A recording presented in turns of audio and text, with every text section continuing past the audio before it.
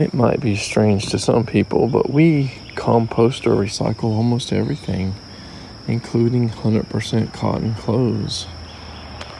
Just like we use our cardboard and paper, like 90 plus percent of it, anything with not an excess of plastics and stuff on it that we can't easily remove, for compost, for our wood ash, for making raised garden beds, as like a weed barrier. Even our dryer lint, we don't put that in compost. We'll lay it out for the birds to make nests on it. And the organic material over time, it'll, eventually turn back into soil. We practice chop and drop permaculture. We get trees and limbs and sticks that fall or break or whatever, rotted or storm damaged, and fall to the ground. And we, use them for raised beds, to help us build them up. Obviously, we use a lot of material and make our stink water buckets for nutrient drenching. Check out those new mushrooms that just popped up this morning. We reuse grocery bags when we get them from Walmart or wherever. Sometimes they don't even last until they get home and they break, but other times we'll get 2 or 3 uses out of them before they're thrown in the garbage. And by the way, you can even use those grocery bags as like temporary plant name tags. Just scissor them up, into strips. And they're also good for making grafting tape out of it. Yeah, they're weak, but you wrap, you kind of seal the, the moisture in, so they don't dry out. And then you can pull and pull and pull tighter and get a pretty tight, good grip on where you're doing your cleft grafting and stuff. One of these tomatoes is finally getting some branching and some size on it. It's got a few little blooms. This other guy's got some length to it, not any branching, and it kind of looks worse for wear. Again, this is a new bed, hasn't had time, I guess, for nutrients to seep in it. Even though it's got the wood ash, it's got, various composts and stuff in it. Maybe it's just not staying moist enough. That's a problem with new beds, because we have very little soil, and you can see even some of the onions here have dried out. One of them's still kind of hanging in there, but they might all die. It looks like the roly-polies are eating something there. There's 2 of them. If you've ever done, I guess, like the hugelkultur method and all, you know that it can take like 2-3 years before you get a decent amount of nutrients in your bed. Otherwise, there may not be enough nutrients or breakdown of materials to hold in moisture and stuff to make everything happy. Kind of made an observation on one of these Asian persimmons we got at a local nursery.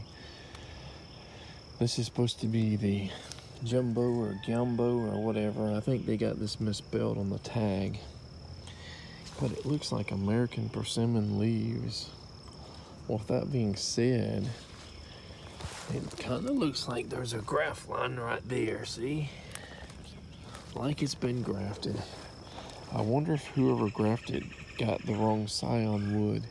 And maybe this is a named American persimmon variety. It doesn't look like any of the Asian persimmons I've ever had. Well, let's look at the known grafted American persimmons we recently planted. It's been, a week or 2 since we've looked at these guys. Look at all the growth, and it's going sideways. Maybe I need to put a stake here and kind of make it go upright there.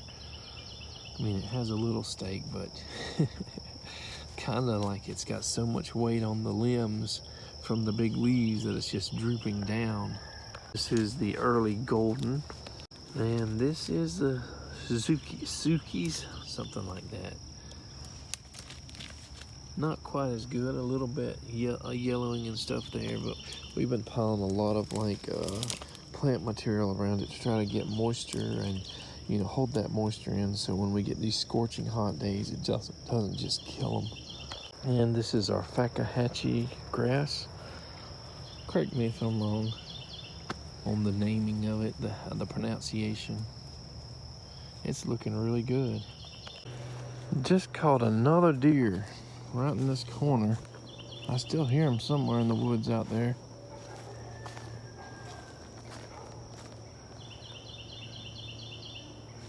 Couldn't tell if it was on my side of the fence or the other side.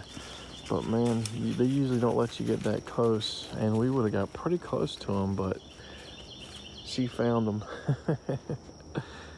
So I know in the last video we looked at the KSU Atwood. Look at there.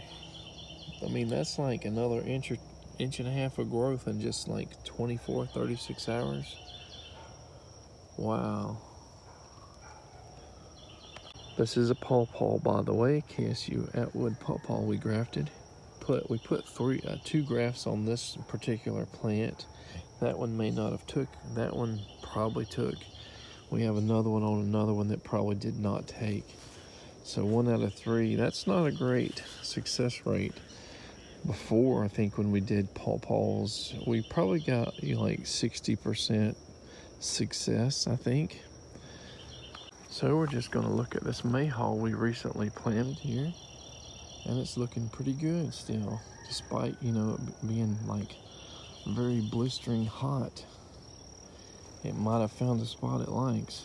This Duncan grapefruit we planted where the old Thompson pink was, it is not quite as happy.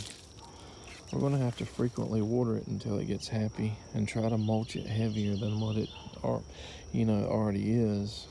Well, we started doing like a post-mycorrhizal bed on Charlie's cocktail grapefruit. See, it's so poorly. It's like 10 inches tall, 12 inches tall, even though it's, you know, he planted this at what, 2 years of age.